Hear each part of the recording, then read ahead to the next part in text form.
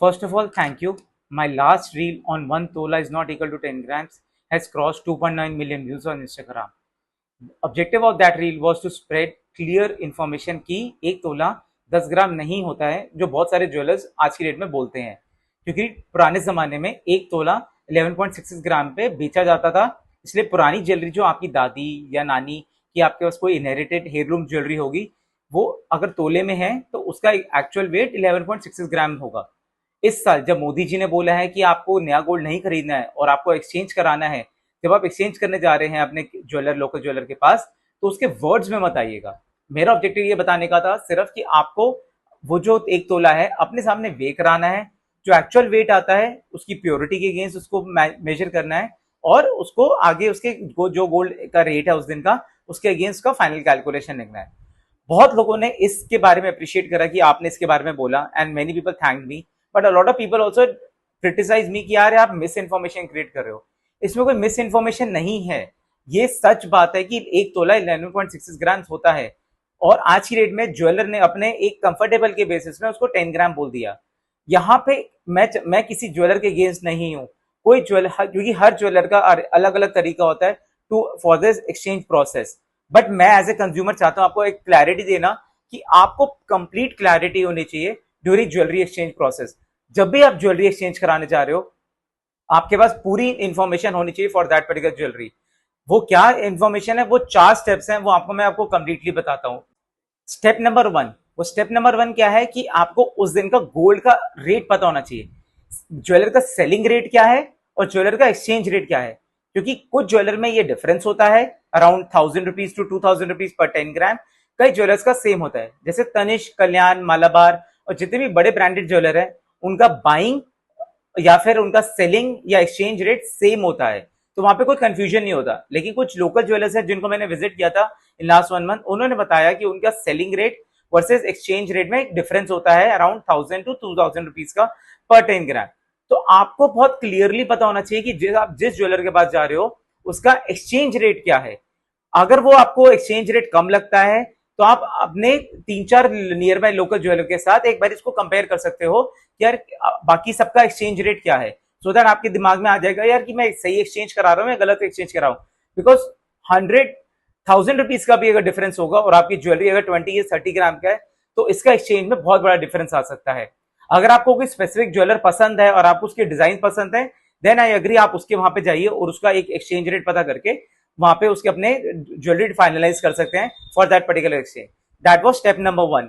Step number 2, बहुत jewellers क्या करते हैं, जब भी आप ज्वेलरी लेके जाते हो, वो एक पत्थर या कसौटी पे घिसते हैं और आपको बता देते हैं ये 18 कैरेट है या 22 कैरेट है। वो बहुत ट्रेडिशनल मेथड था।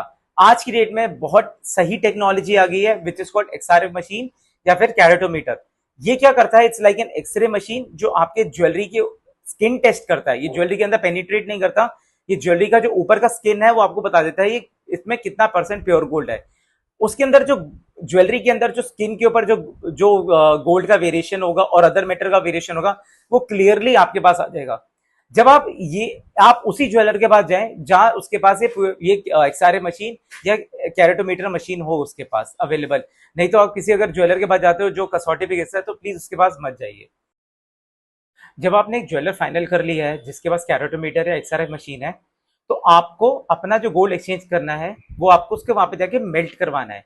आपने एक एक्सआरएफ मशीन से उसको टेस्ट करवा लिया कि उसकी एक फाइनली प्योरिटी क्या आई है, लाइक शायद 90% है या 91% है या 92%। एक आपको एक एस्टिमेट मिल गया कि मेरी ज्वेलरी की अराउंड ऑफ अभी बिफोर मेल्टिंग एक 91% एक प्योरिटी है। जब आप उसको अपने सामने मेल्ट करवाओगे उस ज्वेलर के सामने, तो वो ज्वेलर उसको प्योरली एक रूम में जाके मेल्ट करेगा। वो पूरा प्रोसेस आप अपने सामने देखिए। ड्यूरिंग मेल्टिंग प्रोसेस उसका जो एक कंटेनर है वो पूरा क्लीन होना चाहिए, उसके अंदर कोई इंप्योरिटी नहीं होनी चाहिए। तो आपको पता चलेगा कि उसके अंदर कोई एडेड इंप्योरिटी नहीं थी। जब वो पूरा क्लीन आ रहा है, उससे आपने वहां पे जब आपकी ज्वेलरी डाली है, तो वो एक सर्टेन 1100 डिग्री पे गोल्ड मेल्ट होगा।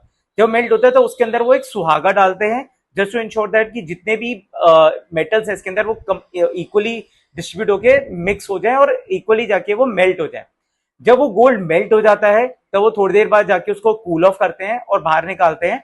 तब उसके ऊपर एक हैमर मारा जाता है to make that a particular coin, और उसके ऊपर एक रब ऑफ करा जाता है सो दैट उसकी स्किन के ऊपर जितनी भी इम्प्योरिटीज अगर एक्यूमुलेटेड है वो हट जाए। तो जब वो एक्सरे मशीन में जाके उसको टेस्ट करेंगे तो क्लियर रीडिंग आए। जब उसको बाहर निकालते हैं, उसके ऊपर एक रब करते हैं, फिर फाइनली दोबारा एक्सरे मशीन में जाके उसको एक गोल्ड की फाइनल ये यहाँ पे प्योरिटी टेस्ट होती है। अब आपको जो वो कॉइन मिलता है वो एक रफ कॉइन होता है। आपको क्या करना है कि आपको उसके बोथ साइड्स में जाके एक्सरे मशीन में उसकी प्योरिटी चेक करनी है ऑन टू डिफरेंट साइड्स। ऊपर में दो डिफरेंट एंगल्स पे आपको रीडिंग लेनी है, नीचे के दो डिफरेंट प्लेसेस पे उसकी रीडिंग लेनी है, सो दैट आपको चार डिफरेंट रीडिंग मिलेंगे और उसका आपको एक एवरेज मिल जाएगा। That was a second point where आपको एक गोल्ड मेल्ट कराना है।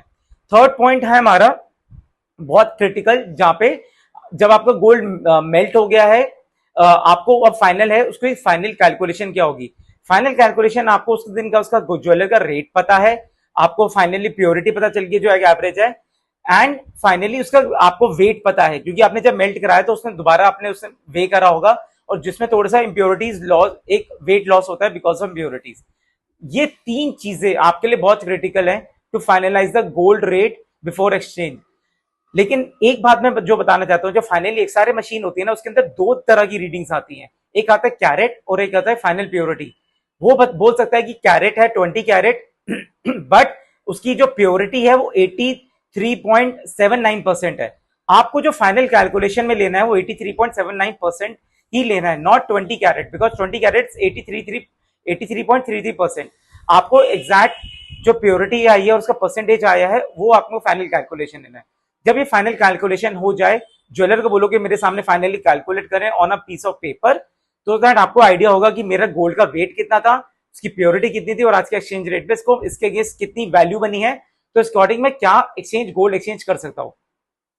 मेरा ऑब्जेक्टिव बहुत क्लियर है, मैं किसी ज्वेलर के अगेंस्ट नहीं हूं, ना इधर किसी ज्वेलर को डिफेम करना चाहता हूं, बट एज ए कंज्यूमर आपके पास कंप्लीट इंफॉर्मेशन होनी चाहिए। अगर आपको ये लगा है कि इस वीडियो में आपको यूजफुल इंफॉर्मेशन मिली है, तो please share this video with your friends and family, because मैं चाहता हूं इंडिया में एक प्योर रेवोल्यूशन आए जहां पे लोगों को क्लियर अंडरस्टैंडिंग हो गोल्ड एक्सचेंज के बारे में। That's why on the same mission Orvanya India has been created up, so that the consumers like you have clear information and they don't get misinformation or fooled by the jeweler at their shop. आपके पास complete information हो, आपके पास clarity हो, और आप क्योंकि ये पैसा आपका है, इससे इससे ज्यादा मतलब कोई खुशी मुझे नहीं मिलेगी। If you like this reel, please share with friends and family and follow Orvanya India for more such details.